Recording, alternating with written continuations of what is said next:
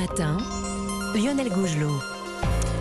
7h20, l'heure de retrouver l'édito éco avec Nicolas Bouzou. Bonjour Nicolas. Bonjour Lionel. Alors lors de l'examen du budget 2023 qui s'est finalement soldé, on le sait, on l'a répété, par l'application du 49.3, la gauche mais aussi une partie de la majorité a demandé la mise en place d'une taxe sur les superdividendes. Là aussi on en a beaucoup parlé, mais on a aussi pas mal reparlé de l'ISF dans l'hémicycle. Ah mais on en reparle tout le temps de l'ISF. En France, c'est du domaine du réflexe. Une difficulté, l'ISF. Une pandémie, l'ISF. Une guerre, l'ISF. Une crise climatique, l'ISF. Bon. Oui. Le président de la République avait mis en place, après la transformation de l'ISF en impôt sur la fortune immobilière, c'était en 2017, ça avait été accompagné de la mise en place du prélèvement forfaitaire à 30% sur les revenus du capital. Donc le président de la République avait mis en place un comité d'évaluation de la fiscalité du capital, censé évaluer bien les conséquences financières et économiques de ces modifications importantes quand même intervenues au début du premier quinquennat. Et alors finalement ça a donné quoi ?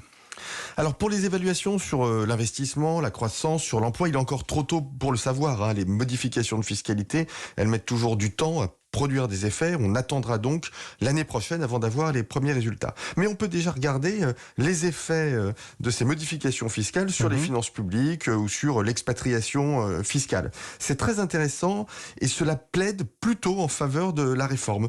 Le comité note clairement une baisse des expatriations, une montée de ce qu'on appelle les impatriations, c'est-à-dire les retours. Alors, oui, les retours, oui. Pour être tout à fait honnête, on parle de quelques centaines de personnes, c'est peu, mais bon, ça existe. Depuis 2018, il y a plus de gens qui reviennent que de gens qui partent. Autre enseignement, Lionel, la flat tax à 30%, elle a été autofinancée. Même si l'impôt a baissé, l'État n'a pas perdu d'argent parce que le recul de la fiscalité a fait monter les dividendes et donc la base taxable. Bon, ça veut dire que baisser les impôts, ça ne génère pas systématiquement une baisse de recettes pour l'État. Ouais. Dernier point intéressant, pour les gens dont les dividendes ont le plus augmenté, les revenus d'activité n'ont pas été diminués. Ça veut dire que sans doute il n'y a pas eu d'optimisation fiscale. Donc si je vous comprends bien Nicolas, pour vous ce débat lancinant sur l'ISF et la fiscalité du capital n'est pas justifié.